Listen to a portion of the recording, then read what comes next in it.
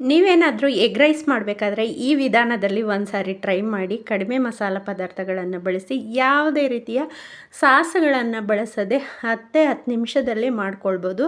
So ಈಗ ಮಾಡುವ ವಿಧಾನ ನೋಡೋಣ ಬನ್ನಿ. ಒಂದು ಬಾಣಲಿ ಇಟ್ಕೊಂಡು ಬಾಣಲಿಗೆ 1 ಟೀ ಸ್ಪೂನ್ ಎಣ್ಣೆ ಹಾಕಿ ಒಂದು 4 ಮೊಟ್ಟೆಯನ್ನು ಹಾಕ್ಕೊಳ್ತಾ ಇದ್ದೀನಿ. 4 ಮೊಟ್ಟೆ ಮಾಡೋದ್ರಿಂದ ಒಂದು ಇಬ್ಬರಿಗೆ ತಿಂಡಿಗೆ ಆಗುತ್ತೆ. ಬೆಳಗ್ಗೆ ಟೈಮು ತುಂಬ ರುಚಿಯಾಗಿರುತ್ತೆ, ಯಾವುದೇ ರೀತಿ ಸಾಸುಗಳನ್ನು ಬಳಸದೆ. ಈಗ ನೋಡಿ 4 ಮೊಟ್ಟೆ ಹಾಕಿ ಸ್ವಲ್ಪ ಮೊಟ್ಟೆಗೆ ಹೊಂದ್ಕೊಳ್ಳೋ ಅಷ್ಟು ಉಪ್ಪನ್ನು ಹಾಕ್ಕೊಂಡಿದ್ದೀನಿ. ಒಂದು 1/4 ಟೀ ಸ್ಪೂನ್ ಅರಿಶಿನ, ಒಂದು 2 ಚಿಟಿಕೆ ಆಗೋಷ್ಟು ಗರಂ ಮಸಾಲೆ, ನಂತರ ಧನಿಯಾ ಪುಡಿ ಒಂದು ಸ್ವಲ್ಪ, ಇದಿಷ್ಟನ್ನು ಹಾಕ್ಬಿಟ್ಟು ಸ್ಟವನ್ನು ಮಧ್ಯ ಉರಿಯಲ್ಲೇ ಇಟ್ಕೊಂಡು ಮೊಟ್ಟೆಯನ್ನು ಸ್ವಲ್ಪ ಹಾಗೆಯೇ ಫ್ರೈ ಮಾಡ್ಕೊಳ್ಳೋಣ.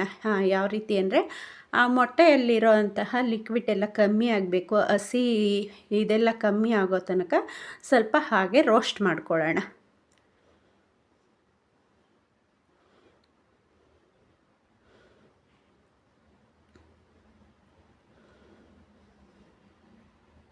ನೋಡಿ ಇಷ್ಟೇ, ಒಂದು ಸ್ವಲ್ಪ ಬಿಡಿ ಬಿಡಿ ಆಗೋ ತನಕ ಮೊಟ್ಟೆಯನ್ನು ರೋಸ್ಟ್ ಮಾಡ್ಕೊಳ್ಳೋಣ.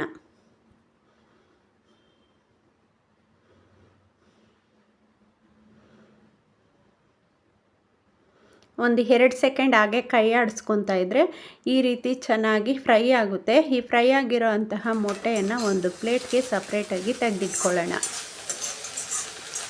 ಈಗ ಮೊಟ್ಟೆ ಫ್ರೈ ಮಾಡಿ ಇಟ್ಕೊಂಡಿರೋ ಅಂತಹ ಬಾಣಲಿಯಲ್ಲೇ ಒಂದು 2 ಟೀ ಸ್ಪೂನ್ ಎಣ್ಣೆ ಹಾಕ್ಕೊಳ್ತಾ ಇದ್ದೀನಿ.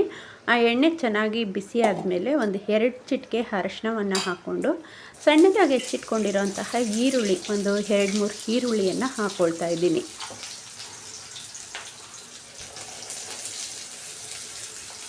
ಹಾಕ್ಕೊಂಡು ಈರುಳ್ಳಿಯನ್ನು ಚೆನ್ನಾಗಿ ಎಣ್ಣೆಯಲ್ಲಿ ಬಾಡಿಸ್ಕೊಳ್ಳೋಣ. ಸ್ವಲ್ಪ ಈರುಳ್ಳಿ ಘಮ ಬರಬೇಕು, ಅಲ್ಲಿವರೆಗೂ ಬಾಡಿಸ್ನ. ಅದ್ರ ಜೊತೆ ಸ್ವಲ್ಪ ಒಂದು 2-3 ಒಳಗಷ್ಟು ಬೆಳ್ಳುಳ್ಳಿ, ಹಾಗೆಯೇ ಸ್ವಲ್ಪ ಶುಂಠಿ, ಇಷ್ಟನ್ನು ಹಾಕ್ಕೊಂಡು ಮಾಮೂಲಿ ಮಸಾಲೆ ಏನು ಹಾಕ್ಕೊಂಡಿದ್ನಲ್ಲ ಮೊಟ್ಟೆಗೆ, ಅದೇ ಮಸಾಲೆಯನ್ನು ಹಾಕ್ಕೊಳ್ತಾ ಇದ್ದೀನಿ. ಸೇಮ್ ಮಸಾಲೆ. ಸ್ವಲ್ಪ ಖಾರಕ್ಕೆ ಖಾರದ ಪುಡಿ, ಒಂದು ಚಿಟಿಕೆ ಆಗೋಷ್ಟು ಗರಂ ಮಸಾಲೆ, ಒಂದು ಚಿಟಿಕೆ ಧನಿಯಾ ಪುಡಿ, ಇದಿಷ್ಟನ್ನು ಸೇರಿಸ್ಕೊಳ್ತಾ ಇದ್ದೀನಿ. ಸೇರಿಸ್ಕೊಂಡಿದ ನಂತರ ಆ ಹಸಿ ಸ್ಮೆಲ್, ಮಸಾಲೆಗಳಲ್ಲಿರೋಂತಹ ಹಸಿ ಸ್ಮೆಲ್ ಕಮ್ಮಿ ಆಗೋವರೆಗೂ ಈರುಳ್ಳಿ ಜೊತೆ ಚೆನ್ನಾಗಿ ಫ್ರೈ ಮಾಡ್ಕೊಳ್ಳೋಣ. ನೋಡಿ ಈ ರೀತಿ ಫ್ರೈ ಮಾಡಿ ಒಂದು ಘಮ ಬರಬೇಕು ಮಸಾಲೆಗಳು, ಅಲ್ಲಿವರೆಗೂ ಫ್ರೈ ಮಾಡಿಕೊಂಡು ಮೊದಲೇ ಮಾಡಿಟ್ಕೊಂಡಿರೋ ಅಂತಹ ರೈಸನ್ನು ಈಗ ಆ ಮಸಾಲೆ ಜೊತೆ ಚೆನ್ನಾಗಿ ಮಿಕ್ಸ್ ಮಾಡಿಕೊಡೋಣ.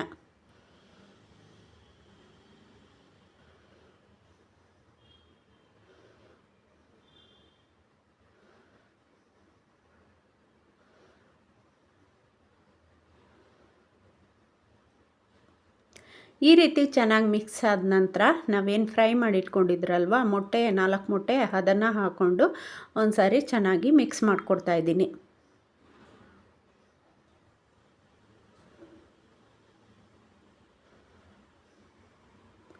ಈಗ ಫೈನಲಿ ಚೆನ್ನಾಗಿ ಮಿಕ್ಸ್ ಆಗಿ ಅನ್ನ ಮಸಾಲೆ ಜೊತೆ ಹೊಂದ್ಕೊಳ್ಳೋ ಥರ ಮಿಕ್ಸ್ ಮಾಡಿದ ನಂತರ ಕೊನೆಯದಾಗಿ ಕೊತ್ತಂಬರಿ ಸೊಪ್ಪು ಹಾಕಿದ್ರೆ ಬಿಸಿ ಬಿಸಿಯಾಗಿರುವಂತಹ ಸಿಂಪಲ್ ಎಗ್ ರೈಸ್, ಯಾವುದೇ ರೀತಿ ಸಾಸ್ಗಳನ್ನು ಬಳಸದೆ 10 ನಿಮಿಷದಲ್ಲಿ ಮನೆಯಲ್ಲಿ ರೆಡಿ ಮಾಡ್ಕೊಳ್ಬೋದು.